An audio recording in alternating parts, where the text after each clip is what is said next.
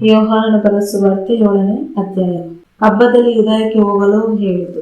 ಇವುಗಳಾದ ಮೇಲೆ ಯೇಸು ಗಲಿಲಾಯದಲ್ಲಿ ಸಂಚಾರ ಮಾಡಿದನು. ಯಹೂದ್ಯರು ಆತನನ್ನು ಕೊಲ್ಲುವುದಕ್ಕೆ ಹುಡುಕುತ್ತಿದ್ದರಿಂದ ಯೂದಾಯದಲ್ಲಿ ಸಂಚರಿಸಲು ಆತನಿಗೆ ಮನಸ್ಸಿರಲಿಲ್ಲ. ಆಗ ಯಹೂದ್ಯರ ಗುಡಾರಗಳ ಹಬ್ಬವು ಹತ್ತಿರವಾಗಿತ್ತು. ಆದ್ದರಿಂದ ಆತನ ಸಹೋದರರು ಆತನಿಗೆ, ನೀನು ಮಾಡುವ ಕ್ರಿಯೆಗಳನ್ನು ನಿನ್ನ ಶಿಷ್ಯರು ಸಹ ನೋಡುವಂತೆ ಇಲ್ಲಿಂದ ಹೊರಟು ಯೂದಾಯಕ್ಕೆ ಹೋಗು.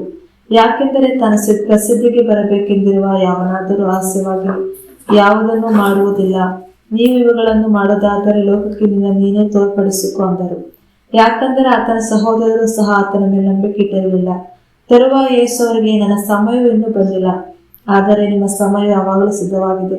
ಲೋಕವು ನಿಮ್ಮನ್ನು ಹಾಗೆ ಮಾಡಲಾರದು, ಆದರೆ ಅದರ ಕ್ರಿಯೆಗಳು ಕೆಟ್ಟವುಗಳಾಗಿವೆ ಎಂದು ಅದರ ವಿಷಯದ ನಾನು ಸಾಕ್ಷಿ ಹೇಳುವುದರಿಂದ ಅದು ನನ್ನನ್ನು ಹಾಗೆ ಮಾಡುತ್ತದೆ. ನೀವು ಈ ಹಬ್ಬಕ್ಕೆ ಹೋಗಿರಿ, ನಾನು ಈ ಹಬ್ಬಕ್ಕೆ ಈಗಲೇ ಹೋಗುವುದಿಲ್ಲ, ಯಾಕಂದ್ರೆ ನನ್ನ ಸಮಯವು ಇನ್ನೂ ಪೂರ್ಣವಾಗಿ ಬರಲಿಲ್ಲ ಅಂದನು.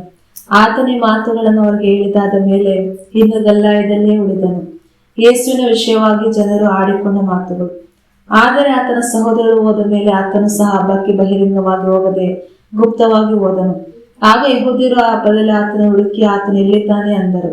ಮತ್ತು ಆ ಜನಗಳಲ್ಲಿ ಆತನ ವಿಷಯವಾಗಿ ಬಹಳ ಗುಣಗುಟ್ಟುವಿಕೆ ಇತ್ತು. ಯಾಕೆಂದರೆ ಕೆಲವರು ಆತನ ಒಬ್ಬ ಒಳ್ಳೆ ಮನುಷ್ಯನಾಗಿದ್ದಾನೆ ಅಂದರು, ಬೇರೆ ಕೆಲವರು ಇಲ್ಲ, ಆತನು ಜನರನ್ನು ಮೋಸಗೊಳಿಸುತ್ತಾನೆ ಎಂದು ಅನ್ನುತ್ತಿದ್ದರು. ಆದಾಗ್ಯೂ ಯಹೂದ್ಯರ ಭಯದ ನಿಮಿತ್ತ ಆತನ ವಿಷಯದಲ್ಲಿ ಯಾರೂ ಬಹಿರಂಗವಾಗಿ ಮಾತಾಡಲಿಲ್ಲ. ಯೇಸು ದೇವಾಲಯದಲ್ಲಿ ಬೋಧಿಸಿದ್ದು. ಆಗ ಯೇಸು ಹಬ್ಬದ ಮಧ್ಯದಲ್ಲಿ ದೇವಾಲಯದೊಳಗೆ ಹೋಗಿ ಬೋಧಿಸಿದನು. ಯಹೂದ್ಯರು ಆಶ್ಚರ್ಯಪಟ್ಟು, ಏನನ್ನು ಕಲಿಯದಿರುವ ಈ ಮನುಷ್ಯನಿಗೆ ಇಂಥ ಜ್ಞಾನವು ಬಂದಿರುವುದು ಹೇಗೆ ಅಂದರು. ಅದಕ್ಕೆ ಯೇಸು ಪ್ರತ್ಯುತ್ತರವಾಗಿ ಅವರಿಗೆ, ನನ್ನ ಬೋಧನೆ ನನ್ನದಲ್ಲ, ಆದರೆ ನಾನು ಕಳಿಸಿದ ಆತನದೇ. ಯಾವನಾದರೂ ಆತ ಚಿತ್ತದಂತೆ ಮಾಡಿದರೆ ಈ ಬೋಧನೆಯು ದೇವರದು ಅಥವಾ ನನ್ನಷ್ಟಕ್ಕೆ ನಾನೇ ಹೇಳುತ್ತೇನೆ ಎಂಬುದು ಅವನಿಗೆ ತಿಳಿಯುವುದು. ಮತ್ತು ತನ್ನ ವಿಷಯವಾಗಿ ತಾನೇ ಮಾತನಾಡುವವನು ತನ್ನ ಸ್ವಂತ ಮಹಿಮೆಯನ್ನು ಹುಡುಕುತ್ತಾನೆ, ಆದರೆ ತನ್ನನ್ನು ಕಳಿಸಿದ ಆತನ ಮಹಿಮೆಯನ್ನು ಹುಡುಕುವ ಆತನೇ ಸತ್ಯವಂತನು ಮತ್ತು ಆತನಲ್ಲಿ ಅನೀತಿ ಇಲ್ಲ. ಮೋಶೆಯು ನಿಮಗೆ ನ್ಯಾಯಪ್ರಮಾಣವನ್ನು ಕೊಟ್ಟಾಗ್ಯೂ ನಿಮ್ಮಲ್ಲಿ ಒಬ್ಬನು ನ್ಯಾಯಪ್ರಮಾಣವನ್ನು ಕೈಗೊಳ್ಳಲವಲ್ಲ. ನೀವು ಯಾಕೆ ನನ್ನನ್ನು ಕೊಲ್ಲುವುದಕ್ಕೆ ನೋಡುತ್ತೀರಿ ಎಂದು ಹೇಳಿದನು. ಅದಕ್ಕೆ ಜನರು ಪ್ರತ್ಯುತ್ತರವಾಗಿ, ನಿನಗೆ ದೆವ್ವ ಹಿಡಿದಿದೆ, ನಿನ್ನನ್ನು ಕೊಲ್ಲುವುದಕ್ಕೆ ನೋಡುವವರು ಯಾರು ಅಂದರು. ಯೇಸು ಪ್ರತ್ಯುತ್ತರವಾಗಿ ಅವರಿಗೆ, ನಾನು ಒಂದು ಕ್ರಿಯೆಯನ್ನು ಮಾಡಿದೆನು, ಅದಕ್ಕೆ ನೀವೆಲ್ಲರೂ ಆಶ್ಚರ್ಯಪಡುತ್ತೀರಿ. ಹಾಗಿದ್ದರೆ ಮೋಶೆಯು ನಿಮಗೆ ಸುನ್ನತಿಯನ್ನು ಕೊಟ್ಟನು, ಅದು ಮೋಶೆಯದಲ್ಲ, ಆದರೆ ಅದು ಪಿತೃಗಳದೇ. ಮತ್ತು ನೀವು ಸಬ್ಬತ್ ದಿನದಲ್ಲಿ ಮನುಷ್ಯನ ಸುನ್ನತಿ ಮಾಡುತ್ತೀರಿ. ಒಬ್ಬ ಮನುಷ್ಯನು ಮೋಶೆ ನ್ಯಾಯ ಪ್ರಮಾಣವನ್ನು ಮೀರದ ಹಾಗೆ ಸಬ್ಬತ್ ದಿನದಲ್ಲಿ ಸುನ್ನತಿಯನ್ನು ಮಾಡಿಸಿಕೊಂಡರೆ, ನಾನೊಬ್ಬ ಮನುಷ್ಯನನ್ನು ಸಬ್ಬತ್ ದಿನದಲ್ಲಿ ಸಂಪೂರ್ಣವಾಗಿ ಸ್ವಸ್ಥ ಮಾಡೋದಕ್ಕೆ ನನ್ನ ಮೇಲೆ ನೀವು ಕೋಪಗೊಳ್ಳುತ್ತೀರೋ? ತೋರಿಕೆ ಅನುಸಾರವಾಗಿ ನ್ಯಾಯ ತೀರಿಸಬೇಡಿರಿ, ಆದರೆ ನೀತಿ ನ್ಯಾಯ ತೀರ್ಪನ್ನು ಮಾಡಿರಿ ಅಂದನು. ಆಮೇಲೆ ಯೆರೂಸಲೇಮಿನಲ್ಲಿವರಲ್ಲಿ ಕೆಲವರು ಅವರು ಕೊಲ್ಲಬೇಕೆಂದು ಹುಡುಕುತ್ತಿರುವುದು ಈತನನ್ನೇ ಅಲ್ಲವೇ? ಆದಾಗ್ಯೂ ಈತನು ಧೈರ್ಯವಾಗಿ ಮಾತನಾಡುತ್ತಾನೆ, ಆದರೆ ಅವರು ಈತನಿಗೆ ಏನು ಹೇಳುವುದಿಲ್ಲ. ಈತನೇ ನಿಜವಾದ ಕ್ರಿಸ್ತನೆಂದು ಅಧಿಕಾರಿಗಳು ತಿಳಿದುಕೊಂಡಿದ್ದಾರೋ? ಹೇಗೂ ಈ ಮನುಷ್ಯನು ಎಲ್ಲಿಯವನೆಂದು ನಾವು ಬಲ್ಲೆವು, ಆದರೆ ಕ್ರಿಸ್ತನು ಬರುವಾಗ ಆತ ಎಲ್ಲಿಯವನೆಂದು ಯಾರಿಗೂ ತಿಳಿಯದು ಅಂದರು. ತರುವಾಯ ಯೇಸು ದೇವಾಲಯದಲ್ಲಿ ಬೋಧಿಸಿದಾಗ, ನೀವು ನನ್ನನ್ನು ಬಲ್ಲಿರಿ ಮತ್ತು ನಾನು ಎಲ್ಲಿಯವನೆಂದು ನೀವು ಬಲ್ಲಿರಿ, ಆದರೆ ನನ್ನಷ್ಟಕ್ಕೆ ನಾನೇ ಬರಲಿಲ್ಲ.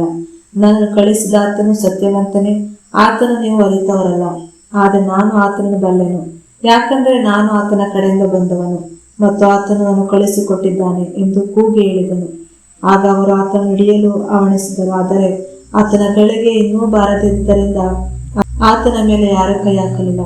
ಮತ್ತು ಜನರಲ್ಲಿ ಅನೇಕರು ಆತನ ನಂಬಿ, ಕ್ರಿಸ್ತನು ಬಂದಾಗ ಈ ಮನುಷ್ಯನು ಮಾಡಿದಕ್ಕಿಂತ ಹೆಚ್ಚು ಅದ್ಭುತ ಕಾರ್ಯಗಳು ಮಾಡುವನು ಅಂದರು. ಆತನ ವಿಷಯವಾಗಿ ಜನರು ಗುಣಗುಟ್ಟಿದವರೆಂದು ಫರಿಸಾಯರು ಕೇಳಿದರು. ಫರಿಸಾಯರು ಪ್ರಧಾನ ಯಾಜಕರು ಆತ ಹಿಡಿಯುವುದಕ್ಕೆ ಅಧಿಕಾರಿಗಳನ್ನು ಕಳುಹಿಸಿದರು. ತರುವಾಯ ಯೇಸು ಅವರಿಗೆ, ಇನ್ನು ಸ್ವಲ್ಪ ಕಾಲ ನಾನು ನಿಮ್ಮೊಂದಿಗಿದ್ದು ಆಮೇಲೆ ನಾನು ಕಳಿಸಿದ ಆತನ ಬಳಿಗೆ ಹೋಗುತ್ತೇನೆ. ನೀವು ನಾನು ಹುಡುಕುವಿರಿ, ಆದರೆ ನನ್ನನ್ನು ಕಾಣುವುದಿಲ್ಲ, ಮತ್ತು ನಾನಿರುವವರೆಗೆ ನೀವು ಬರಲಾರದೆ ಎಂದನು. ಹಾಗೆ ಯೆಹೂದ್ಯರು, ನಾವು ಅವನನ್ನು ಕಾಣದ ಹಾಗೆ ಅವನು ಎಲ್ಲಿಗೆ ಹೋಗುವನು?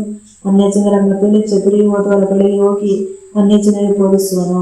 ಮತ್ತು ನೀವು ನಾನು ಹುಡುಕುವಿರಿ, ಆದರೆ ನನ್ನ ಕಾಣಲಾರರಿ, ಮತ್ತು ನಾನಿರುವಲ್ಲಿಗೆ ನೀವು ಬರಲಾರೆ ಎಂದು ಇವನು ಹೇಳಿರುವುದು ಎಂಥ ಮಾತಾಗಿರಬಹುದು ಎಂದು ತಮ್ಮಲ್ಲಿ ಅಂದುಕೊಂಡರು. ಜೀವಕರವಾದ ನೀರಿನ ಹೊಳೆಗಳು. ಹಬ್ಬದ ಮಹಾದಿವಸದ ಕಡೆ ದಿನದಲ್ಲಿ ಯೇಸು ನಿಂತುಕೊಂಡು, ಅವನಿಗಾದರೂ ನೀರು ಅಡಿಕೆಯಾಗಿದ್ದರೆ ಅವನು ನನ್ನ ಬಳಿಗೆ ಬಂದು ಕುಡಿಯಲಿ. ನನ್ನ ಮೇಲೆ ನಂಬಿಕೆಯಿಡುವವನಿಗೆ ಬರಹವು ಹೇಳುವ ಪ್ರಕಾರ ಅವನ ಹೊಟ್ಟೆಯೊಳಗಿನಿಂದ ಜೀವಕರವಾದ ನೀರಿನ ಹೊಳೆಗಳು ಹರಿಯುವವು ಎಂದು ಕೂಗಿ ಹೇಳಿದನು.